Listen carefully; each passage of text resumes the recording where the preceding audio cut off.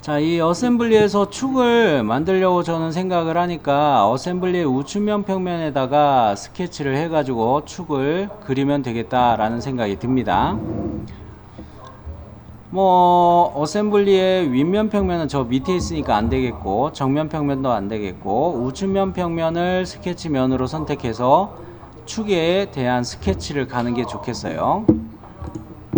자, 새 파트에서 어셈블리의 우측면 평면 클릭해서 들어왔고요.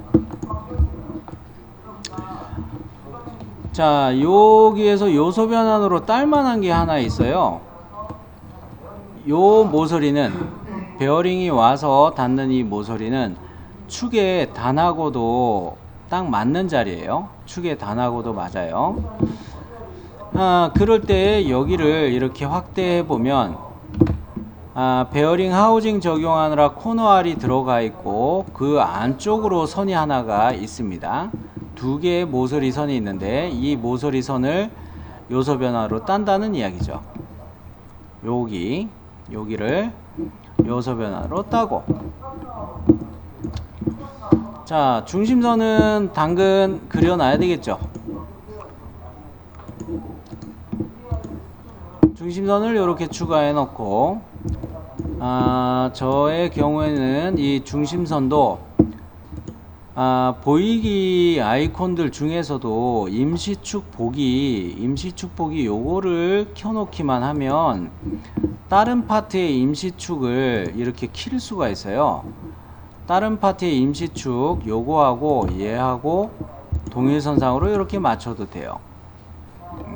그래 놓고 축의 양끝점을 좀 더 늘려 놓습니다. 어떤 기능이에요? 보이기에 임시축을 켜고 끄고 해서 간다는 이야기예요. 그러면 이 축의 양끝점을 좀 넉넉하니 늘려 놨고요. 요소 변환으로 땄나요? 땄죠? 여기 하나 땄어요. 베어링하고 닿는 자리. 그거 말고 임시 다시 보여드리면, 자, 제가 그려놓은 중심선이죠? 축을 일단 그려놨는데, 요렇게 보이기 아이콘을 클릭해 가지고 여기 보세요. 요 아이콘 눌러 가지고 임시축을 켜고 끄고 할 수가 있어요. 여기서 임시축은 뭐 때문에 생기는 것들이에요? 본체가 됐던 그 하우징이 됐던 회전 형상으로 만든 임시축을 켜기 하겠다는 이야기예요. 이 임시축을 켰으면 여기에다가 얘를 동일선상으로 맞출 수 있다는 이야기예요.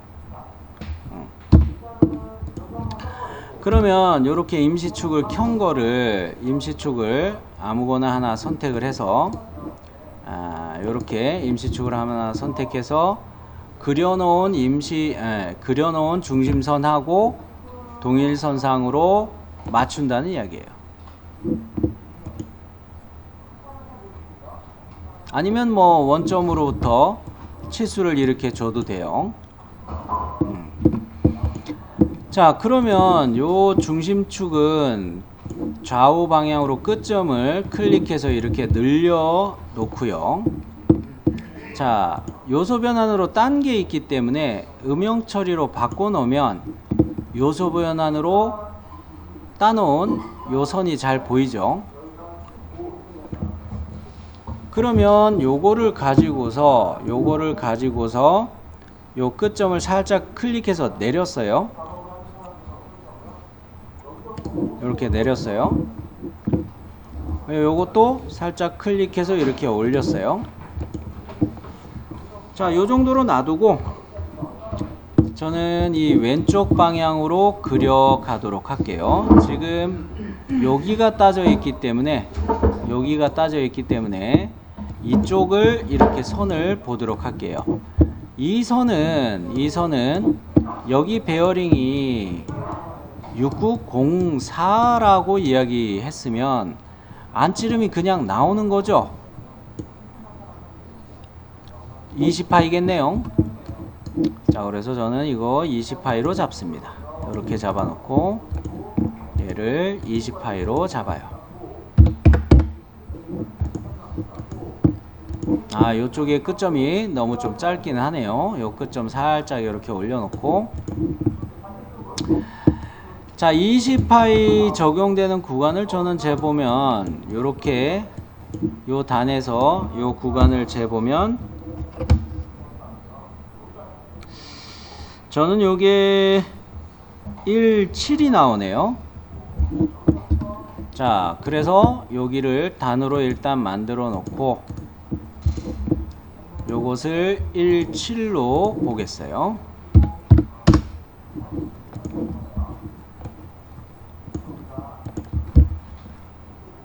자, 지금 현재 여기에서 저는 요래 선이 있는 셈이에요.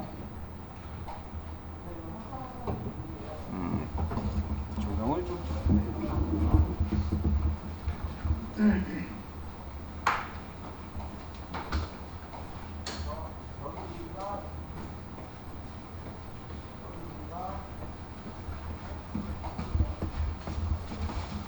그러면 그 다음으로 여기를 보시면 요거를 아까 제가 처음에 뭐라고 이야기했냐면 베어링 너트라고 이야기했어요. 베어링 너트. 베어링 너트하고 사실은 이 와셔가 사실 규격을 또 더 봐야 됩니다. 근데 이 와셔 쪽은 영향을 주는 게 없습니다.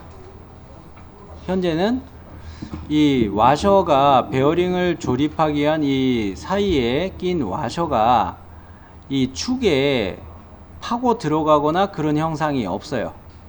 즉 이쪽에다가 이 베어링을 조립할 수 있도록, 베어링 너트를 조립할 수 있도록 수나사만 우리는 생각하면 돼요. 즉 뭡니까? 삽입의 주석에 나사산 표시만 들어가면 돼요. 근데 여기 20파이라고 이야기했죠. 그리고 나사부가 여기까지 이렇게 표시가 되어 있나요? 삽입 주석에 나사산 표시 가실 때 블라인드 형태로 해서 요거를 20파이 쪽으로 이렇게 맞춰 주시면 돼요. 우리가 캐드에서 치수를 넣을 때 얘를 M20에 피치값 1로만 적용해서 써놓기만 하면 돼요. 삽입 주석의 나사산 표식에 M20에 피치값 1이 있으면 딱 좋고, 아니면 피치값 1.5로 적용해도 괜찮아요. 나사산 표시 기능을 쓸 때. 자, 그러면 요것은 아직 안 쓸 거예요. 요 상태로 우리는 회전 보스 베이스만 먼저 하면 돼요. 자, 그러면 요쪽 단은 끝났고 요쪽으로 왔어요. 요거를 갈 거예요. 요거를 갈 건데 이 축지름을 여러분 확인해 보시면 몇 파이로 확인되세요?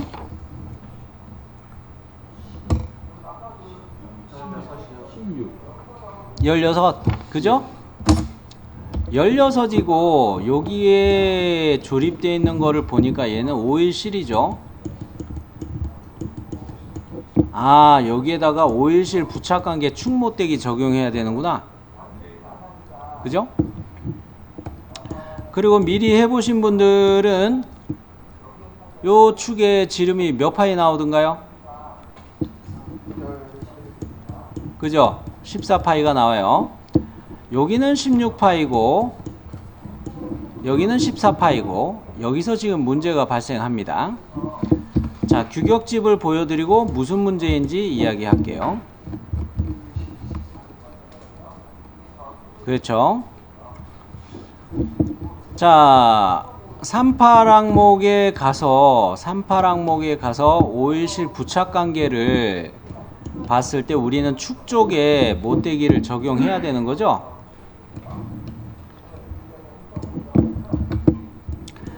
다시 이야기하자면 여기는 14파이, 여기는 D1 규격에서 D1 요것이 과제에서 확인한 것으로 16파이예요. D1을 가서 봤더니 16이 있어요. 근데 D2 값이 14파이가 나와 있네요. 어머, 시상해.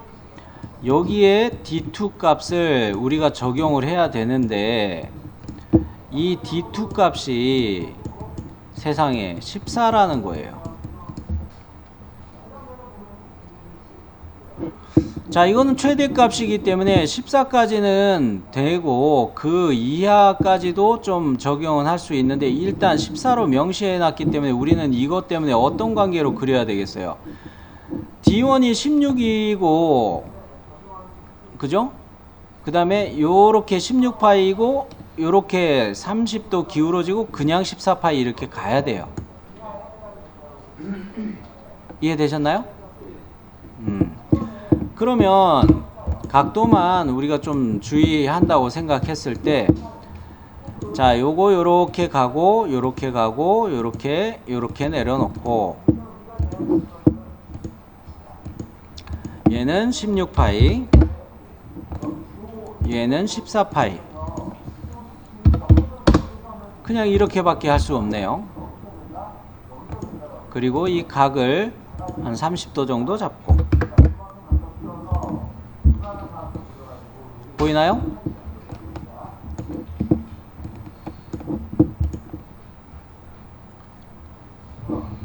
자, 그러면 요 단에서부터 이 오일시 부착관계 축못대기가 적용될 요 구간까지를 요 점과 요 단에서부터 이렇게 값을 정해 보도록 할게요. 요거 해보신 분들은 몇 나오셨어요?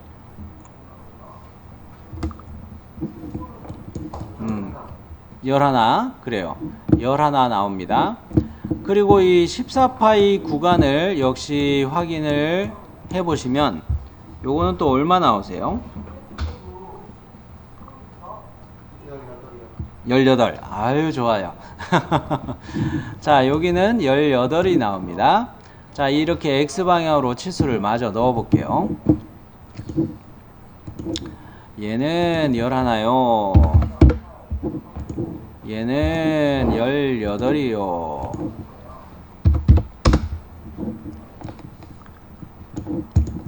자, 요렇게 확인되셨나요? 그러면 이 오일실 부착관계 축못대기 적용한 여기 11 구간에서 여기에만 필렛을 적용할 수 있다는 이야기예요. 요쪽은 필렛 적용하지 않아도 돼요. 이해되셨죠?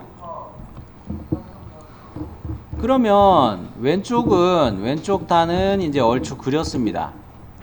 뭐 중심선 좀 정리했고요. 자, 이제 가운데 쪽으로 왔습니다. 자, 여기다 저는 선을 추가할 텐데 이 선이 요거죠. 요거 실측할 필요 있나요? 없나요? 여기는 무슨 베어링인데? 6905.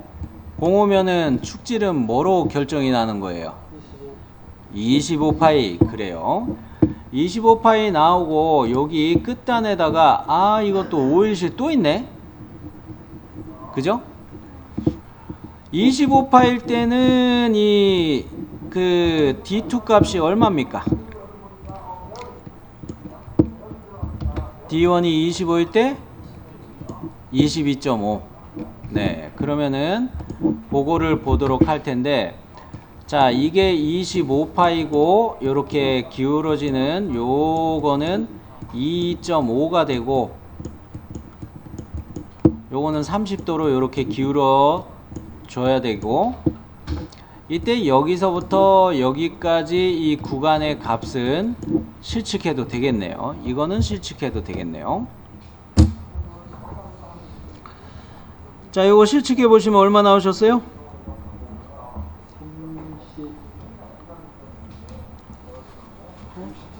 그렇죠. 우리 민족의 애환이 어렸죠? 38선. 네, 38 광땡이기도 하고요. 자, 요 정보들을 가지고서 스케치에 추가해 보도록 할게요. 자, 선을 추가해서 요렇게 와서 요거 하는 김에 기울여져서 요렇게 그려놓고 요렇게 꺾어서 하나 해놓고 미리 요렇게 잡아놓고 치수들을 줘볼게요. 2, 5 입력하셨죠? 그 다음에 D2의 값을 22.5로 확인을 했었죠. 그 다음에 이 선분하고 해서 각도 값을 30도로 보고요. 요 구간의 값은 38였죠.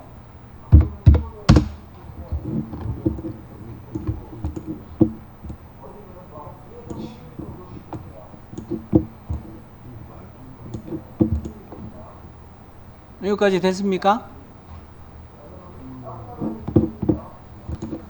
자, 요쪽에 이제 축지름이 25파이였을 때 D2가 22.5 나오는 것까지는 우리가 확인해 봤고요. 그죠? 자, 그러면 우측의 나머지 단을 보도록 합시다. 우측의 나머지 단을 보는데 요거 해가지고 요 축지름을 확인해 볼게요. 요거는 몇 파이로 하셨어요?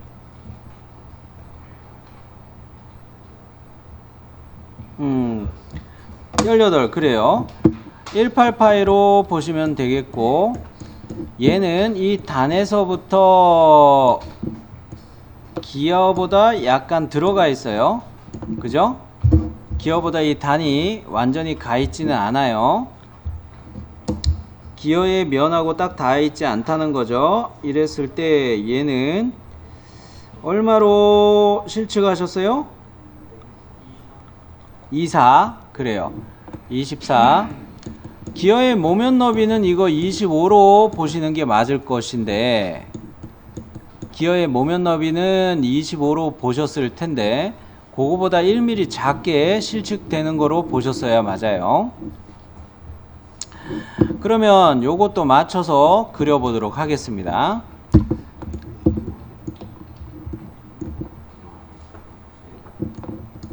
자, 그러면 여기 요렇게 내려 긋고 이거 와셔가 있으니까 여기에는 불완전 나사부를 적용해야 돼요? 아니면은 나사 틈새 적용해야 돼요?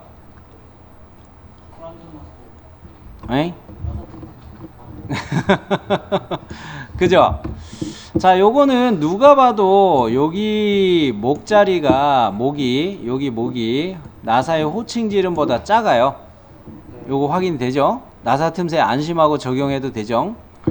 자, 그러면 나사 틈새도 적용할 거 감안해서 저는 이어서 그려버리도록 하려고 해요. 뭐냐? 파이 DG를 보고서 자, 요렇게 나사부를 잡기 위한 요 선을 마저 그려놔요. 그랬을 때 요것이 얼마였더라? 또 까먹었다.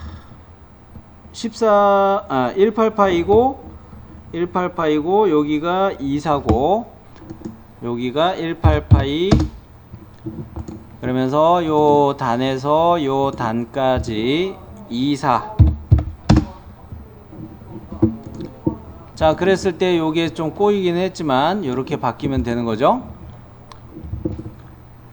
자, 요 단은 24와 18파이 요 두 가지 치수였어요. 그러면 여러분이 여기 그 나사부의 호칭지름을 재셨을 때 몇 나오시던가요? 나사부라고 했는데 그죠? M12 되죠? M12 자, 12가 되면 여기 파이 DG를 적용해야 될 자리죠. 나사 틈새에서. 자, 파이 DG는 어떻게 구합니까? 호칭지름에서 피치 값이 1일 때 가는 나사 1로 보는 거죠? 피치 값 1로 보는 거예요. M12 곱하기 1로 보는 거예요. 그죠? 여러분식으로 표현하자면 M12 곱하기 1이에요. 그럼 피치 값 1로 이미 결정이 난 거죠?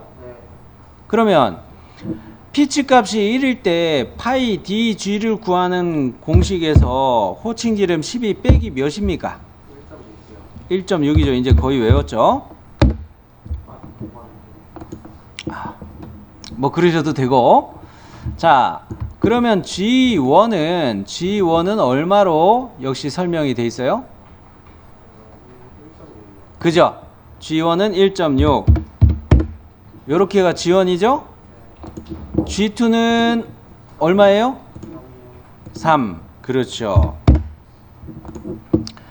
파이 DG를 이거 계산하는 게 언제나 여러분 주의하셔야 돼요. D 마이너스 1.6인데 이거는 피치 값이 1일 경우 이렇게 적용이 되는 거예요.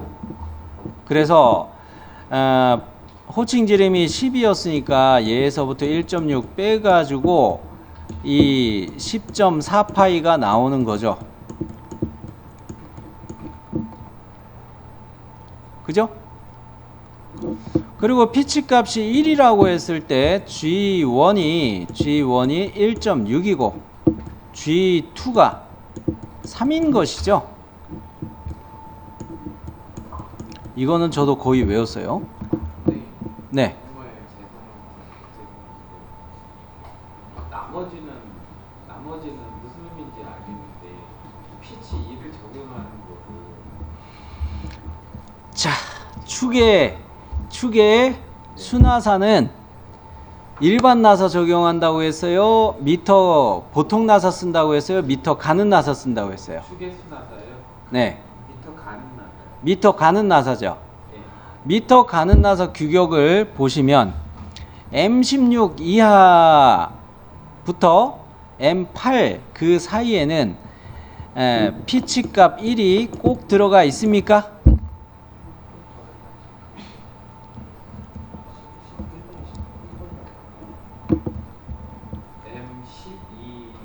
M12일 경우에는 세 가지가 있는데 1.5, 2.25, 1이요.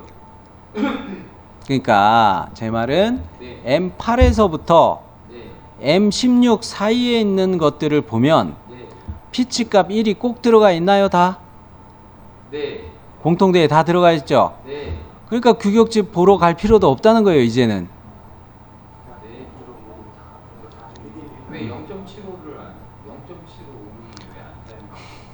0.75로 적용을 하면은 계산하기 힘들잖아요. 그리고 현장에서도 피치 값을 0. 몇으로 해주는 것보다 단순하게 피치 값 1로 이렇게 해주는 게 더 편하기도 하고요. 축의 순하사는 무조건 미터 가는 나사로 할 거고 그 중에서도 피치를 1로 하는 걸 하겠다. 그렇죠. 네. 단 어디서부터? M8에서부터 M12, M16. 16. 물론 보면은 M33 이하에 M34 이하까지도 우리가 확장해서 이 피치 값 1이 있는 거를 적용할 수는 있어요. 그죠? 그런 의미에서 아까 제가 뭐라고 그랬어요? 요쪽에 베어링 너트를 체결할 자리죠. 여기가. 이게 20파이로 우리가 갔는데 20파이로 여기 갔는데 나사산 표시 삽입에 나사산 표시 그거 갈 때 M20 곱하기 피치 1이 있으면 좋고 1.5도 있을 수 있다고 이야기를 했어요. 그런 거로 우리는 2D 갈 때 피치 값 1로도 그냥 적용할 거예요. 역시 베어링 너트도 조립할 때 여기 나사산이 촘촘하게 피치 값이 간격이 좁게 이렇게 나야 베어링 너트를 체결하기가 체결력이 좋겠죠? 네. 그렇기 때문에 우리는 이거를 피치 1로 보는 것이고 축에 순하사를 적용한 것이다. 그러면 무조건 우리는 미터 가는 나사를 적용한다 라고 생각을 하는 것이고 미터 가는 나사로 와서 보니까 M8부터 16까지는 무조건 피치값 1이 있어요. 그죠? 물론 이 단위가 적용되는 게 피치 1이 적용되는 게 핸드북이 없으니까 여러분이 보기가 힘들기는 한데, 핸드북을 참고할 경우에는 M33 이하까지이니까 한 M32 여기까지는 피치값 1이 거의 들어가 있어요. 그 다음에 요거 이상부터는 피치값 1.5가 공통되게 다 들어가 있어요. 그러면서 우리는 여기 거를 가지고 보이는 거긴 하지만 이렇게 적용을 해 볼 수가 있고요. 그러면 여기 가는 나사의 피치값을 1로 결정을 했다면 나사 틈새 규격에서 적용할 기준이 되는 피치값도 1로 보자는 이야기예요. 물론 여기에도 그 1.25도 있고 0.7은 아니었죠. 뭐 0.75였던가 그랬죠. 가는 나사에서 1.25 적용해도 되겠지만 피치값 1이 꼭 있으니까 이거를 적용해서 보는 게 편하다는 이야기예요. 그러면 피치값 1로 했을 때 요 줄에 있는 거를 그대로 적용하는 거죠. 그러면 이제 요 나사부의 X방향 거리값은 축의 전체 길이로 마무리를 해버릴게요. 축의 전체 길이 얼마 나오셨나요?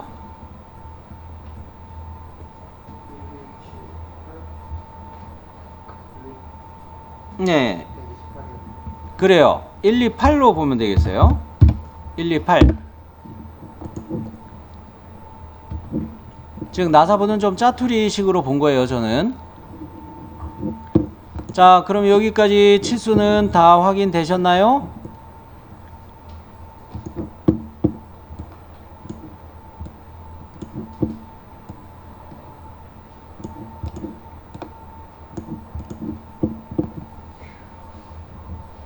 자, 다 확인되셨으면 회전 보스 베이스 갑니다. 스케치 자동으로 닫겠습니다 했고요. 자, 먼저 파트 이름부터 바꾸고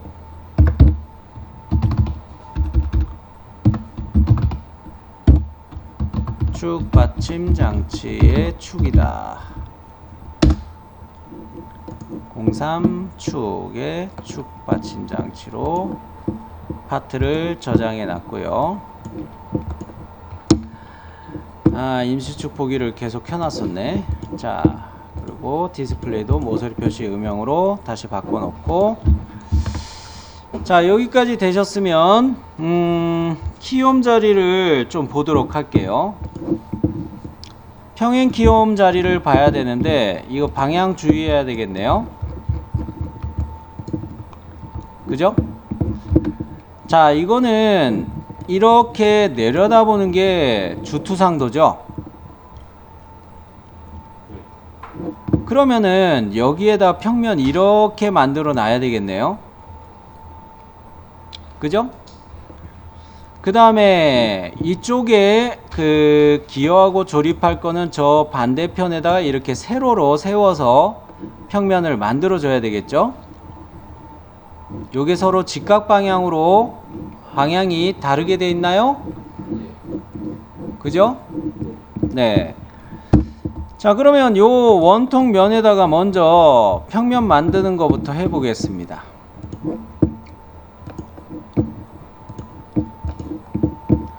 제2참조는 뭐로 잡는 게 좋겠어요? 원통을 제2참조로 잡았다면 파트의 윗면 평면에 대해서 제2참조로 잡고 평행으로 관계를 정하면 되겠네요.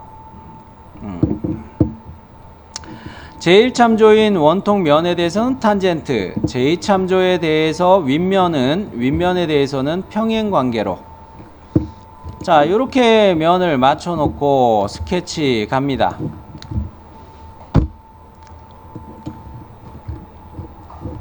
지금 우리가 그리려고 하는 거는 얘죠. 직선홈을 쓸 수 있겠네요.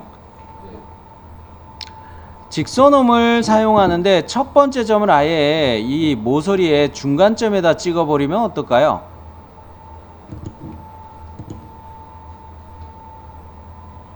그죠? 요래 버리면 어떻게 돼요? 이 절반은 어차피 사라지니까 상관없죠? 요렇게 걸쳐서 가도 돼요. 첫 번째 점을 중간, 모서리의 중간. 자, 그러면 규격집으로 가서 이 적용할 키옴에 대한 값을 보도록 합시다. 먼저 평행 키옴 규격으로 가서 적용하는 축지름을, 이거 14파이 기억나죠? 14파이는 어디 초가 어디예요?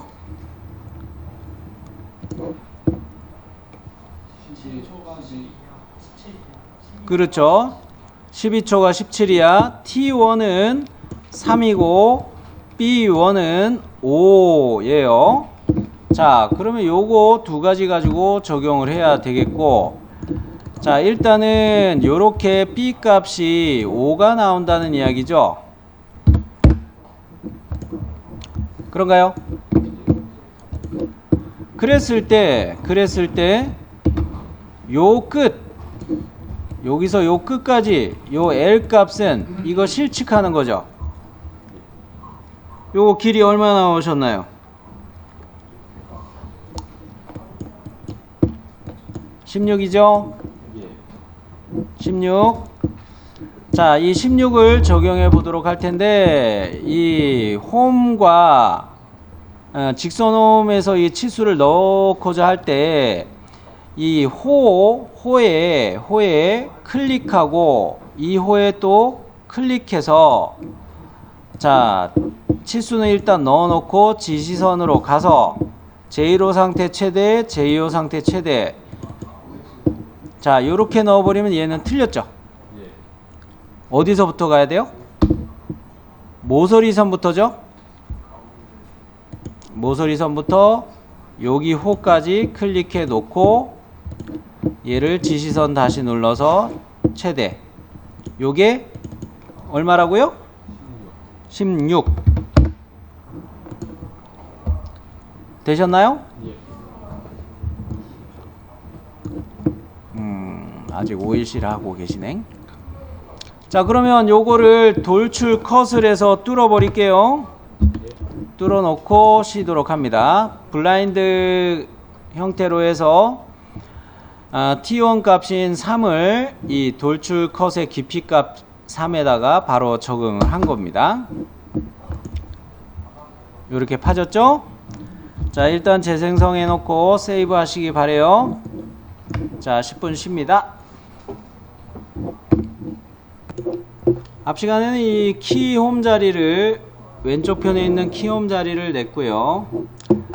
이번 시간에는 우측에 있는 키홈 자리를 볼게요. 기어와 조립하기 위한 키홈 자리. 화면을 이렇게 돌려두는 게 편하겠죠? 등각복이 돼 있던 거를, 이렇게 등각복이 돼 있던 거를 이쪽으로 돌려 놓는 게 편하겠죠? 그죠? 여기쯤에 우리는 만들 거란 말이에요. 여기쯤에다가. 자, 그래서 기준면을 먼저 만들어 줍시다. 기준면. 자, 먼저 이 원통 형상을 제2참조 탄젠트로 맞추고 어느 평면에 대해서 평행하게 가는 게 좋냐면 정면 평면에 대해서 평행으로 맞추는 게 좋겠어요. 자, 이 키옴은 이 위쪽으로 이렇게 컷이 됐다면 얘는 이쪽으로 가야 되죠. 이쪽으로 컷이 돼야 돼요. 그런 거로 옵셋 뒤집기 한 번 더 하면 제대로 맞춰질 수가 있겠네요. 옵셋 뒤집기. 자, 원통면을 하나 잡고 정면 평면에 대해서 평행 관계로 잡고 요렇게 해서 평면을 하나 만들어 줬습니다. 그러면 여기에 스케치 들어갈게요. 자, 여기에 스케치 들어와서도 우리가 직선홈을 그려줄 텐데 이 직선홈 대략 요렇게 하나 잡아놨습니다. 기여하고 조립할 자리죠. 자, 여기서 이거를 좀 확인해 봅시다. 위치를 보려고 사실 요 선과 요 선 사이 그리고 요 선과 요 선의 사이를 한번 확인해 볼게요. 대칭은 아닐 거예요. 그죠? 왼쪽은 2mm 떨어져 있고 대칭이네. 대칭이었네. 요렇게 2mm 요렇게 2mm 확인되네요. 네.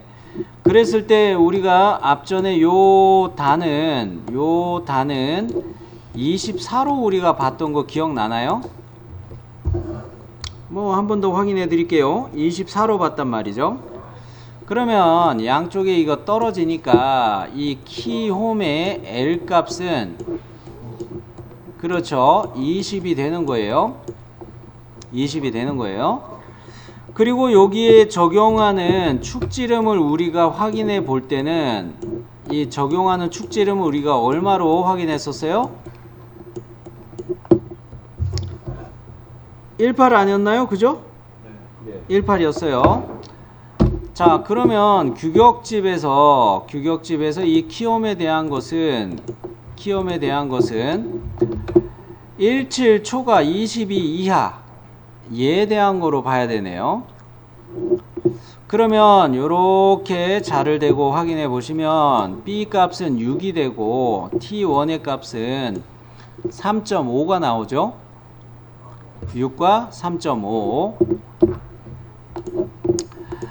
자, 그러면 이제 요 정보들을 다 취합했으니까 여기에다가 이 B 값을 6으로 넣어 놓고, 자, 요 키옴의 길이 값을 주기 위해서 지시선 탭으로 가서 제1호의 상태 최대 이렇게 해놓고 요 값을 L 값 20으로 넣고, 자, 얘가 가운데 정렬돼야 되겠죠? 요럴 때 어떤 방법 쓰는 게 좋다고 했나요? 가운데로 이렇게 정렬되려면 중심선을 활용할 수 있다 그랬죠. 자, 중심선을 활용하는데 원통부의 요 실루엣 모서리에서도 중간점이 잡히죠. 또 여기도 중간점이 잡히죠. 위아래 중간점을 잡아 놓으면, 자, 요 중심선에 대해서 요 점이 중간점으로 구속이 되면 되겠죠. 그죠? 자, 요 점을 중심선에다가 중간점 구속. 그럼 딱 맞췄죠. 자, 이 T1 값은 3.5였습니다. 그죠? 돌출 컷 가서 T1 값을 블라인드 형태일 때 3.5로 깊이값 넣어주면 완성이 되죠. 자, 다시 등각 보기. 자, 저 숨어있는 저 뒤쪽 편에 키옴이 나왔고 위로 이렇게 뚫리는 키옴이 있고, 요거까지는 우리가 두 개의 키옴을 작업한 거예요. 자, 키옴 작업 다 했습니다. 이제 뭐가 남았을까요? 못하기 전에. 그렇죠. 나사산 표시 여기서 들어가는 거 하나 있고 또 어디 있을까요? 그렇죠. 네, 베어링 너트라는 부품에 적용되는 이 나사부 요것도 해야 되죠. 여기 20파이였던데 하고, 나사 틈새 쪽하고 두 군데를 옵션 다르게 해야 되죠. 요쪽에서 할 때는 다음까지로 가면 돼요. 요쪽에서 할 때는 블라인드 형태로 해가지고 요 거리 값을 블라인드 값을 봐야 돼요. 요거 미리 측정해 놓읍시다. 얼마 나오나요? 9. 블라인드 나사산 표시할 때 블라인드 값 9로 봐야 되는 자리죠. 자, 그러면 먼저 이쪽에 있는 형상이죠. 요 모서리죠. 보이죠, 요거? 자, 여기에다가 삽입에 주석, 나사산 표시, 요 모서리를 찍어주는 거죠. 요거 하고 못따기 가야 돼요. 나사산 표시 하고 난 다음에. 자, 요렇게 모서리 잡았어요. 이거 블라인드 형태로 가야 되죠. 블라인드 형태로 가려면 면에서부터 시작하라고 그러죠. 여기 면이 있죠. 선택되나요? 못따기 안 했어요. 아직 못따기 아직 안 했기 때문에 면이 선택이 돼요. 자, 그 다음에 이제 규격을 보면 표준 규격 KS고 기계 나사산이고 크기가 얘는 M20으로 가야 되죠. 20인데 피치값 1이 없고 대신에 1.5만 있죠. 그러면 뭐 1.5로 해도 되고, 그죠? 1로 가도 돼요. 1.5도 있었어요. 핸드북을 보면은 KS 규격 핸드북에는 이게 다 표시가 되어 있습니다. 뭐 통일해서 쓰려면 저쪽 나사 틈새도 피치값 1 했는데 여기도 피치값 1 할래 캐드에서 피치값 1로 바꾸셔도 돼요. 자, 그러면 요거까지 해가지고 이 블라인드 값도 6으로 봤던 거가 아니죠. 이거 9였죠. 난 블라인드 값을 안 바꿔놓고 있었네. 자, 블라인드 값은 9로 바꿔놓고, 자, 요렇게 얘네들 다 체크 되셨나요? 안 된 분 없죠? 에이, 왜 그러세요? 나갔다 와가지고 지금 보셔놓고. 자, 이거는 파트에서는 제대로 디스플레이 돼요. 지금 어셈블리 설계 중이기 때문에 이게 디스플레이 안 되죠. 이럴 때는 어떻게 하시라고 했어요? 파트로 한번 가서 파트 창 열어놓고 이 뭡니까 이 재생성 한번 눌러도 되는데, 삽입에 주석에 나사산 표시 한번 눌렀다가 아무데나 한번 클릭했다가 취소하고 빠져나오면 이거 또 표시가 안되네. 참 이거 짜증나죠. 요런 것도 좀 짜증나는 부분인데, 주석 링크 변수 요거까지는 아닌데. 자, 그러면 반대편에다가 여기다가 나사산을 표시하는 거를 해보죠. 아니면 방금 여기 거를 다시 한번 더 한다고 생각하고 또 보기도 해볼게요. 차라리 이게 낫겠다. 요거로 해가지고 나사산 표시해가지고 요 모서리를 한번 클릭했어요.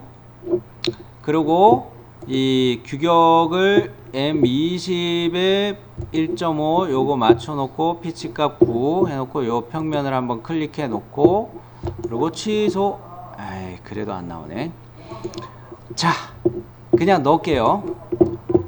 이게 적용된 게 보일까 했더니 잘 안 돼서. 자, 삽입 주석 나사산 표시 요거 해가지고, 자, 요 모서리를 20파이 모서리 요거 한번 다시 잡고, 면 평면에서 시작, 블라인드 형태로 갈 거니까 요 면 한번 클릭해 줘요. 그러면은 이 크기를 M20 피치 1.5로 마저 맞춰 놓고, 이거 제대로 이제 보이죠? 네? 이거 다시 하니까 보이는 거예요. 자, 그러면 요쪽 화면으로 와서 여기도 M10이었죠? 여기도 나사산 표시를 가는데 얘는 블라인드 형태가 아니고 무슨 옵션으로 가요? 다음까지로 그냥 가면 돼요. 여기는 삽입에 주석에 나사산 표시 와서 요거 옵션은 뭐로? 다음 면까지로 이렇게 바꿔놓고 요 모서리만 클릭해 주는 거죠.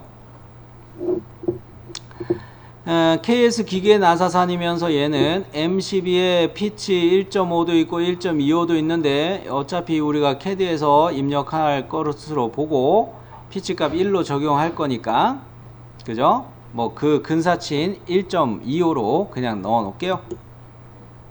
그냥 M12. 일반 나사니까 그래도 가는 나사 중에 선택한 거예요. M12는 일반 나사죠. 근데 어차피 응. 캐드에서 저희가 하긴 승희 씨 입장은 어차피 M12로 하든 캐드에서 표현만 하면 되지 않느냐, 그죠? 그랬을 때 저는 이 가는 나사를 그래도 골라 쓰려고 하는 것은, 가는 나사가 적용되면은 요렇게 가는 게 좀 달라요. 여기 면까지 가는 게 달라요. 가는 나사가 아닌 일반 나사라면 아예 이런 식으로 생길 수가 있으니까, 요 단까지 가버릴 수가 있으니까 얘를 가는 나사 중에 골라서 가는 거예요. M12가 그냥 일반 나사. 그렇죠. 그렇죠. 정리됐나요? 네. 네. 자, 그러면 파트 창에서 이게 제대로 이제 보이기 시작하죠. 네. 그러면 요거 저장 한번 해놓고, 여기서 하지 말고, 여기서 하고 그냥 마무리 해버립시다. 여기서 마무리 할게요. 기왕 파트 창으로 들어왔으니까, 자, 이제 필렛을 적용할 자리가 있나 볼게요.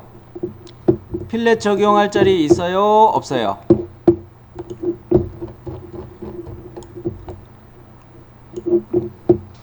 필렛은 없습니다. 그러죠? 여기죠, 여기. 그거는 스케치 때 안 주시고. 스케치 때 안 했어요. 네, 제가 빼먹었어요. 별걸 다 기억하고 있죠. 자, 베어링이 닿을 자리가 여기였단 말이죠. 그죠? 여기 나사산 표시했던 요 자리 바로 여기죠.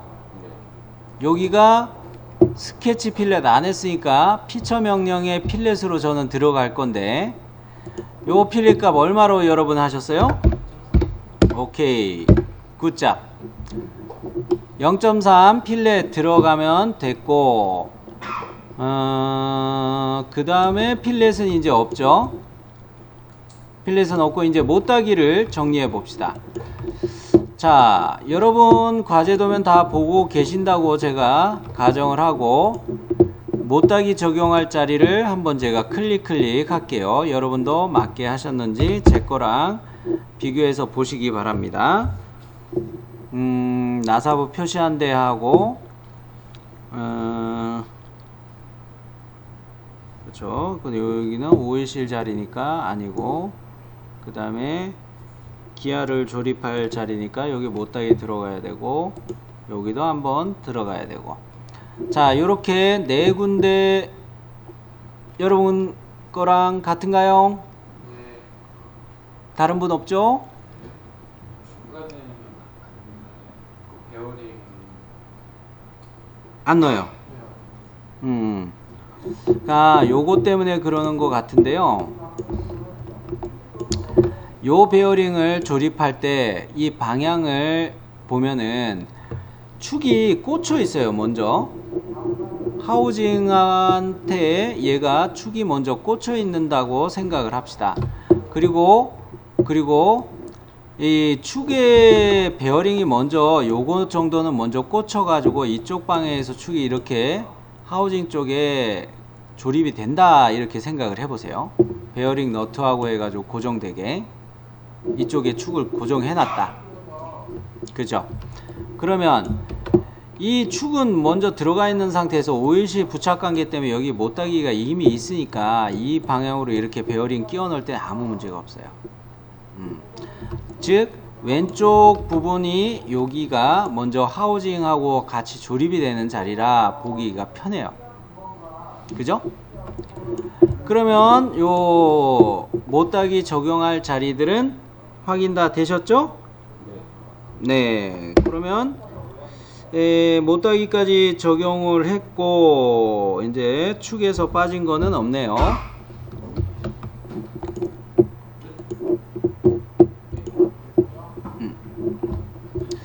아, 1 곱하기 45도 조립방에 못따기 계속 요구했는데, 아, 이거를 참, 네. 한 가지만 지금 이해 못하는 나사의 틈새하고 불완전 나사 할 때 이렇게 어떨 때는 나사의 틈새도 있고 어떨 때는 불완전 나사도 있고